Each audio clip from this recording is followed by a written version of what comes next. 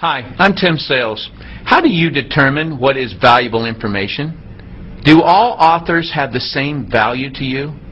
Well, of course the answer is no. Everyone knows the answer is no. But if you were to ask people, what method do you use to determine if what you read or hear is valuable or not? You'll get some pretty goofy answers. I had a lady actually tell me that she determines the validity of what she reads based on whether the information is balanced. Meaning if the author gives credit to both sides of an argument, then she believes that content to be true and valuable. That's pretty goofy because based on her belief, if someone is absolutely certain about their subject, she doesn't trust or value it. Another person claimed that it depends if the website or presenter looked professional. That too is goofy and can lead one down many wrong paths. My former profession was underwater bomb squad. The information we operated on meant life or death.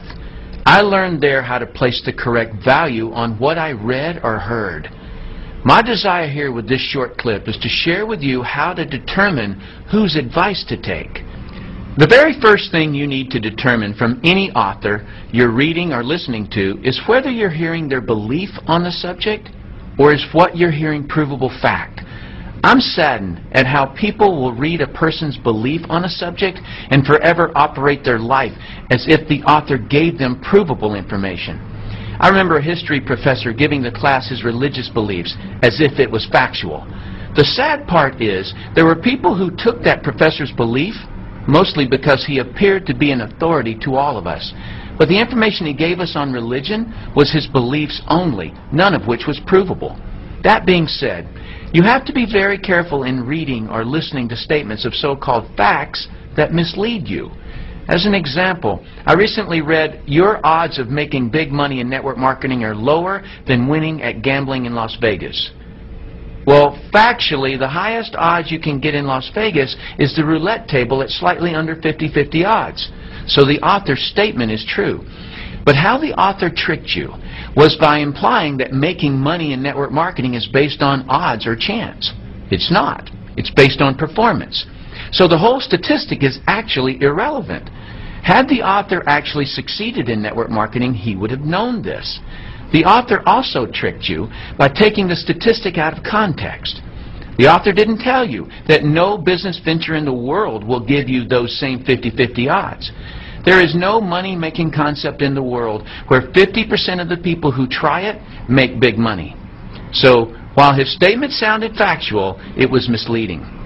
But probably the most helpful concept I can teach you is that there are three types of authors of content.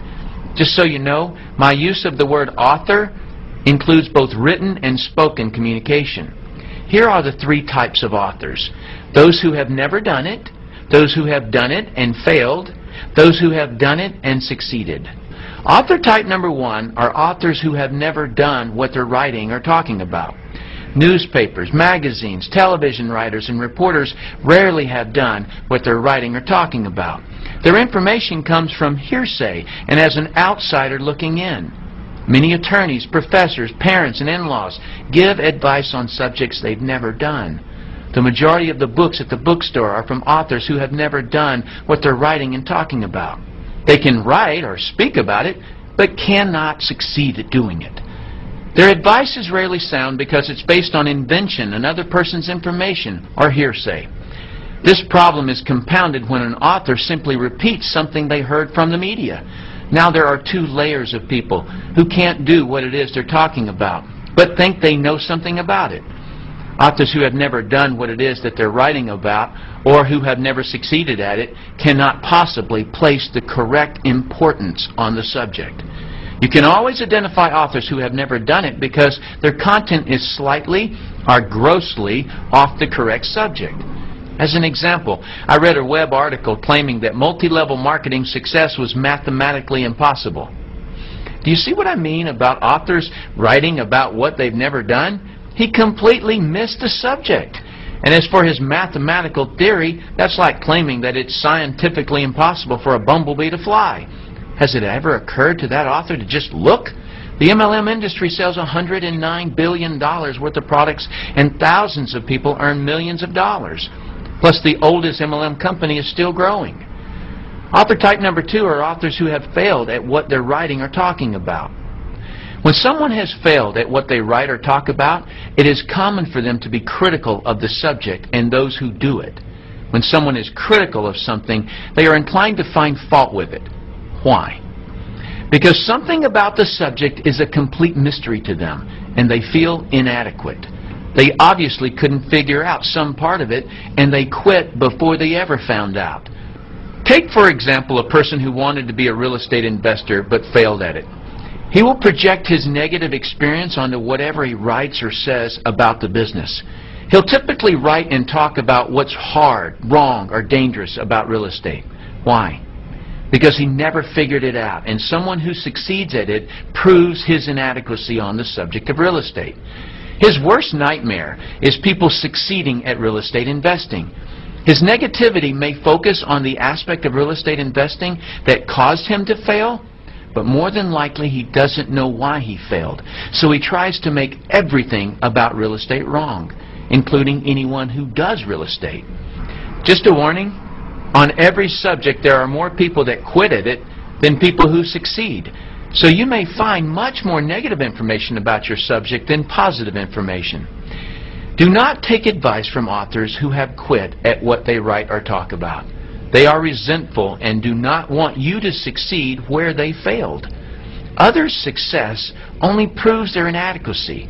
They may claim that they only want to protect you, but in reality, they only want to protect themselves from a sense of failure by preventing you from trying and succeeding. Author type number 3 are authors who have succeeded at what they're writing and talking about. If an author has succeeded at what they are writing or talking about, they are a valuable asset to you, and their advice is worth listening to. They know what is important and what is not important about the subject. If you hear information from author type 1 or 2 that concerns you, ask author type 3 to explain it to you. They will be able to explain things and categorize the information so that it's logical. Please note that there is a vast difference between someone who has been successful at their subject and someone who has been merely educated about it. Just because a person has studied a subject or has been doing the subject for 20 years doesn't mean they can successfully do it. A beautician can study all about hair. That doesn't mean she can cut hair to her client's satisfaction. A psychiatrist may have been able to listen to her teachers and may have been able to read the required textbooks and may have even been able to pass the state board examination on the subject. But can she fix another person's problems? If she can't, don't take her advice. A student who has been educated on a subject has only proven that she can be a successful student. She has not proven that she can successfully perform in the subject. The person you should accept advice from on a subject you're researching is the person who has gotten the results you desire. If you want to succeed, take the advice of those who have been successful. In conclusion, the easiest advice in the world to give or receive in business or money-making ventures is don't do it. But keep this idea in your mind about money. The most amount of money you'll ever lose is the amount you'll never make. Let's say you're looking at a business where you can make $1 million a year that requires an investment of a few $1,000s. There are people making that amount in the business you're researching, but someone gives you the simple advice of don't do it. So you don't. You may think you saved a few $1,000s, but what you really lost was $1 million a year. The cost of that poor advice you took was way more expensive than the few $1,000s you saved. If you read a website or listen to someone that is recommending you not do a particular business, just ask them for a better alternative where the same return is available. And of course, don't take their advice unless they've succeeded in the business they're recommending. I personally do not have a stake in what you choose to do in network marketing. But being someone who has been financially successful, it's heartbreaking to me how many people are stopped or derailed by some author who doesn't know what they're talking about and shouldn't be giving advice on something they haven't been able to succeed at. Thanks for watching this clip. I hope this information helps you to determine whose advice to take. I'm Tim Sales.